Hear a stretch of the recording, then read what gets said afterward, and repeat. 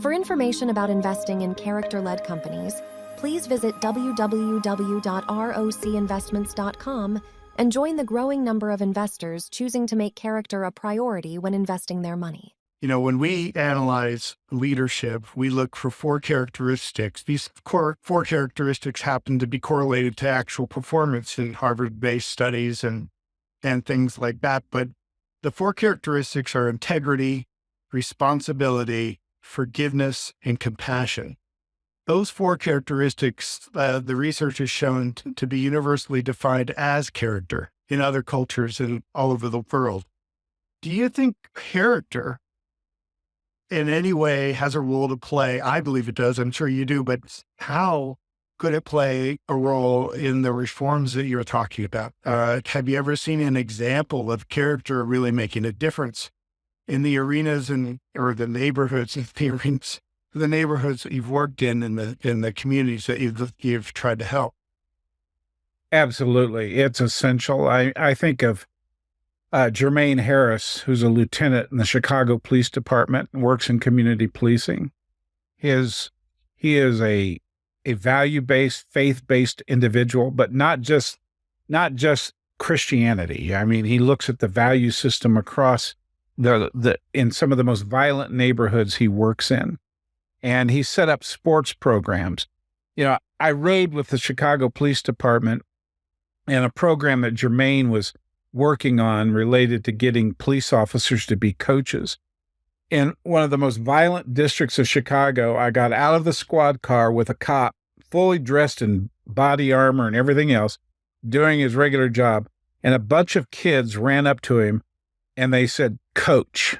They didn't call him cop or police. They called him coach because of his involvement in the community and his commitment.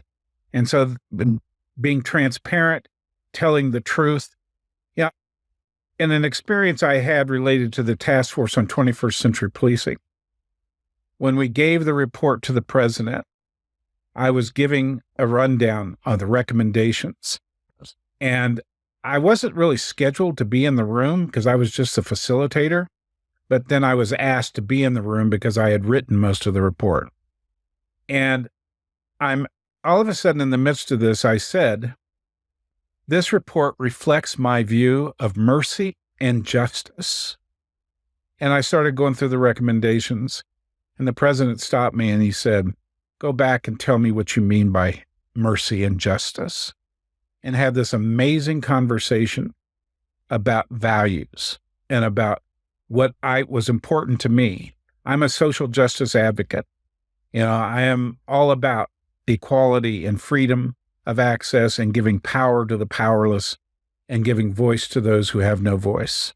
And that is directly tied to the faith values I embraced at the age of 15 and started living those faith values. Everything from doing a mission project with my church that was only supposed to be 3 months, but I wound up spending a year and a half in Bolivia because we were setting up mobile clinics. And I helped organize these mobile clinics at the age of 19. And it all was tied to these values and to the character that was sort of inherited in part from my John Wayne type father, who was a World War II vet and decorated, but he, you stood up for those who didn't have a voice, and you advocated for those. But at the same time, I realized John Kennedy in my generation was a huge influence, and the way he integrated his value system of faith to his advocacy for certain policies. And I actually paid my way through college in Boston doing John Kennedy speeches in high schools. And so integrating all that history into what I was to eventually become and what I'm doing now was transformative. I mean, if I could just relate this one story, I'm in Nairobi, Kenya, working on our gender-based violence project, and we're going to put in 5 water wells on the border between Sudan and South Sudan. And I'm flying on the only way you could get into this village was either fly or go in by boat.